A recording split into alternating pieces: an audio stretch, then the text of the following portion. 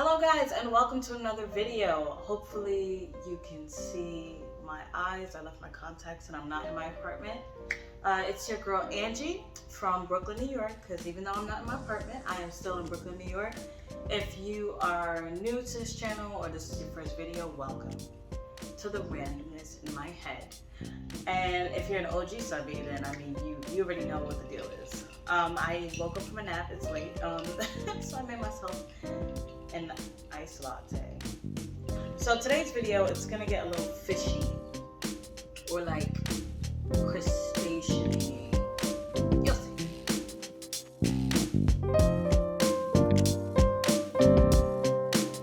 So you know, sometimes we don't feel like cooking, right?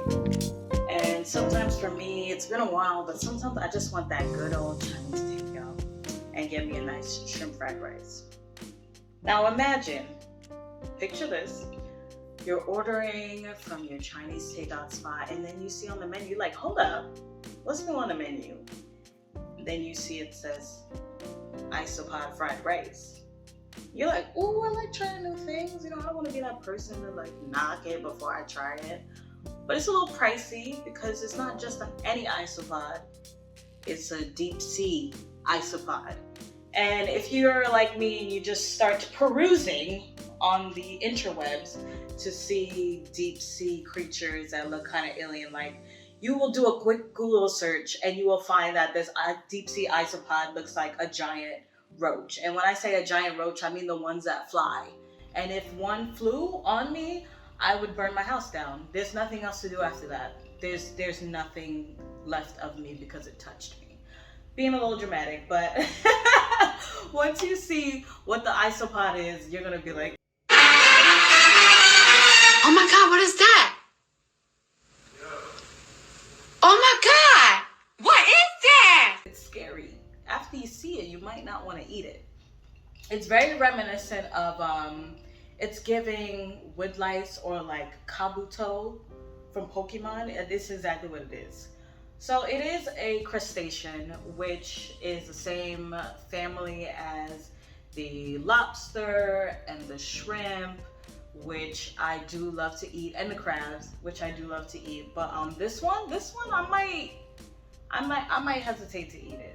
I'm not paying for it with my money, but if somebody's like, oh, I ordered to try it, then I might try it. So isopods aren't just limited to like the oceanic life. They also have like the woodlice, the little roly-poliolies that you might find in your shower sometimes. Like they kind of all look the same. This one is just deep sea, so it has like that deep sea gigantism that happens when they're like all that pressure is in the deep sea. And I watched so many videos and I said deep sea like 5 times. But yeah, things down there, they get huge. They get huge because there's limited resources and they need to survive, and they're just massive. The video we will be reacting to is the graphic live giant isopod fried rice. And it really says real life Pokemon Kabuto, because that's what I was literally thinking. And the chef is called Hiroyuki Terada. So Diaries of a Master Sushi Chef. I wonder if they would make this into sushi, because I know they have umami. Is it umami? The sea urchin? They have the sea urchin and it looks really weird and people seem to love it. The video opens with Hiroyuki, and the guy in the video just calls him Hiro. I don't know who is the guy behind the camera. So they're driving to South Beach to go collect this isopod, right? And they want to just have people on the streets to just look at it and be like, would you eat this? Which I think is kind of fun to add to the video for people's real life reactions to something that they're about to cook. Now, would you eat this? Ice pod. No. Yes, you will. Not like that. No, not like that. I wouldn't eat this at I all. would eat it. I would not eat this. I would leave it alone and just let it be. He is my favorite person so far. And somebody also said it looks like a Star Wars character, because if you watch the video, you can see like the eyes kind of reflect in the light. I think what's really creepy is that it's still alive and moving. You know what I mean? So looking at this straight up, I'm like, where's the meat? Because for shrimp, you can see the meat. For lobster, you can see the meat. For crab, you're like, oh, I can, you see the base. You see where the meat is. So I'm looking at this and I'm like, where's the meat? So I see the shell, but you know, good luck to the chef. I feel like he knows what he's doing. Now we're getting to the cooking part, the part that everybody's been waiting for. They start to present what they're gonna start to cook with. The red peppers, the green peppers, the onions, bean sprout, you know, like fried rice things that we're some things we're accustomed to. But then like he's just saying it casual, like he's not about to throw in a deep sea gigantic isopod. Let me tell you, these things can grow up to like 3 feet or something. So it could be like this big. I don't think the one in the video is that big. I think it's probably like more so this big. But seeing something that looks like a roach and it's that big and close to me is scary. Because, you know, at least a lobster, you're like, oh, roaches don't got claws like that. And at least for a shrimp, you're like, oh, it kind of does, but it's cuter. I don't know. All right. You know, you're to each his own. I just know that thing is not for me. I'm kind of squeamish, right? And to watch this video, I had to like kind of eat behind the computer. I'm like, ooh, because they started to show him like cracking open the crab. You can skip over that part if you watch the video if you want to. It's not like a lobster where you throw it in a hot thing of water. He kind of just like goes to the head and is like, I'm gonna make an incision here, and I had the crack and I was like, ugh. Even though, you know, I love crab legs and I should be like, okay, yes. No. So then they have to bleed it out and put it in, bleed it out in some ice water and like drench it and stuff. Which to me, I'm like, nope, hell no. It started having like a bean paste. Like this blood looked like some kind of bean paste with like murky purplish water. And I was like, no way. No way. He made the incision in the neck. I was like, whoop, whoop. So they start cracking jokes, which I think was cute. The guy was saying like, oh, this is supposed to be like a Christmas fried rice style. And the guy was, Hiro was like, you know, it may be for Halloween. And, you know, you put it under your kid's bed, which I thought was very funny. Broke up with a girlfriend, served this on Valentine's Day. And then they started to cut the isopod in half. I didn't watch the incision part. It's gross. But, you know, if you want to watch it, you can. I will not be showing it on there. The guy behind the camera is like, oh, it looks delicious. Delicious that looks, Hiro. It looks delicious now. I just can't wait. I'm sure you... NANI?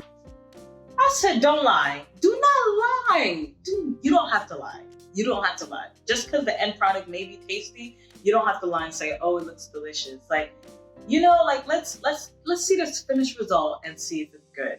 But he also sounds like, you know, that like white lady that was making like all those things in the toilet and stuff. That's what he sounds like. Yeah, there it is. Wow. That's incredible. Okay. Like, oh, it looks so good. And the guy even like in the video commented on the color of the isopod after it's steamed, and he was like, oh yeah, you see that nice bluish gray color? Like the color of death? Is that what you're talking about? Especially I love that color. It's got that beautiful gray, kind of that gray bluish color.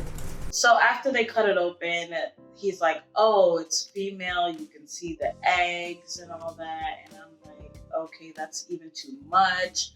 I feel like at this point, just make caviar because you have all these eggs.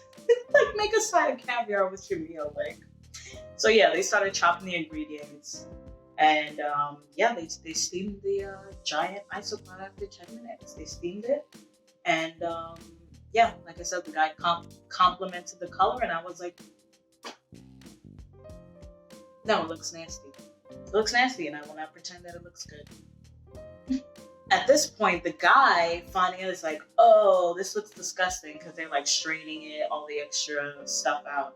And he's like, oh, this is looking disgusting with the chef squeezing out the juices. And it's like, you didn't think it looked disgusting before, and now at this point when he's squeezing out the access, it looks disgusting. I think it looks less disgusting because there's less things that I have to look at. So that's crazy. We get to the finished product. You know, I'm not gonna lie, the chef was sauteing it, like putting in the ingredients, even though the meat was gray and all that, like very gray. He made it look appetizing. He made it look appetizing. He put it in a little cup, as you can see right there. Made a little cup, you know, dress it up, and get to the end of the video. And you know what? We don't know if anybody ate it or what it tastes like. We just don't know. And I think that the lesson for today's video is just because you can have it shouldn't mean that you should. And you can dress up things to look pretty doesn't mean that it's good. And pretty much it's grandma. So don't believe everything you see. You have to try it first. But yes, thank you for watching. I had fun doing this. This was a video that I wanted to do for a bit. I do like watching deep sea creatures and stuff like that. So I just found into the loophole of finding isopod fried rice. But I will say that I looked it up and it says that people say the giant isopod actually tastes like crab and shrimp. Like I said, if somebody bought it and was like, here, try it, after they were like, then I'll be like, okay, you know what, maybe I'll try it. But other than that, no. But thank you guys for watching. Hopefully I'll see you in the next video. Peace.